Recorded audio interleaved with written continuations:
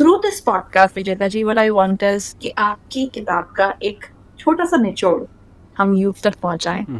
और ओके जो बातें जैसे श्रुति स्मृति हमारे स्क्रिप्चर्स में भी ये कहा जाता है, तो कुछ चीजें सुनकर जी याद रह जाती हैं, कुछ चीजें समझ के, कुछ चीजें पढ़ के। तो बिल्कुल।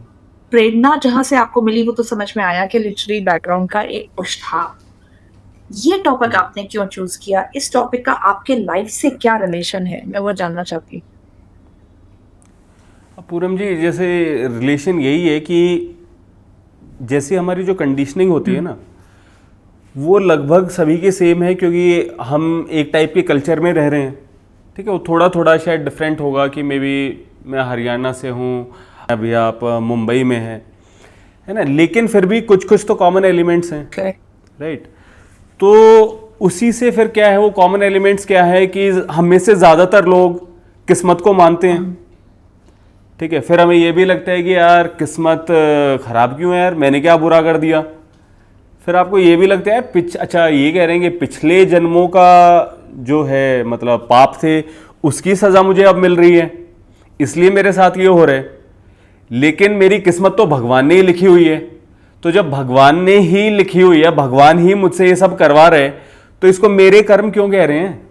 भगवान ही मुझसे सब करवा रहे हैं ना, तो हाउ इज इट माई कर्म, है ना। और जब ये मेरे ही कर्म नहीं है, तो इसका इनाम या इसकी सजा मुझे क्यों मिले, है ना। तो ऐसे ऐसे फिर सवाल आते हैं। फिर उन जब सवालों का आपको जवाब मिलता है ना, मतलब वो जवाब ठीक है नहीं है, that's not the question.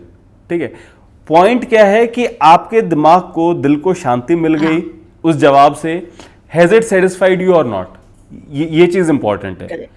Plus वो जो जवाब है वो एक रैशनैलिटी और एक लॉजिक उसके साथ सामंजस्य में है कि नहीं है। तो जब मुझे जवाब मिला तो it was like a eureka moment, एक तरह का अरे यार ऐसा, अच्छा ऐसा है। बचपन से मैं सोच रहा था कि यार ये क्यों होता है।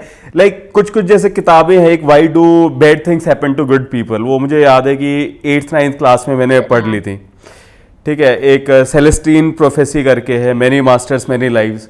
तो बहुत सारी किताबें पढ़ने के बाद भी वो चीज़ थी नहीं, लेकिन पढ़ते गए। अब मैं ये नहीं कहूँगा कि इस एक पर्टिकुलर किताब से सारा कुछ मिल गया, लेकिन इतना कुछ पढ़ा और खुद भी कुछ सोचा, तो फाइनली एक मोमेंट हुआ कि यार अच्छा ऐसा है। तो ऑब्वियसली उसको फिर अपनी लाइफ में भी इम्प्लीमेंट किया काफ़ी।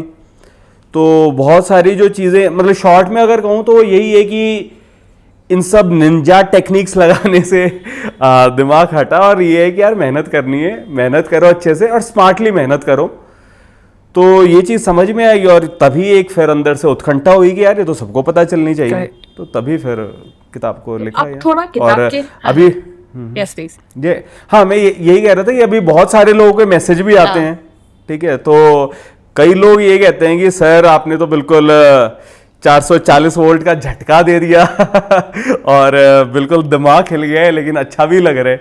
और वो मतलब झटका इसीलिए क्योंकि आपके जो एक पहले से जो थॉट्स हैं उसको एक तरीके से किताब तोड़ती है, मतलब बहुत सारी ऐसी थॉट्स को, ऐसे ओपिनियंस को। तो